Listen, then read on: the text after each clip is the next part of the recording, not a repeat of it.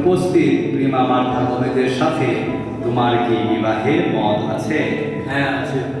Prima Martha এখানে উপস্থিত রূপক Xavier গোমেজের সাথে তোমার বিবাহে কি মত আছে?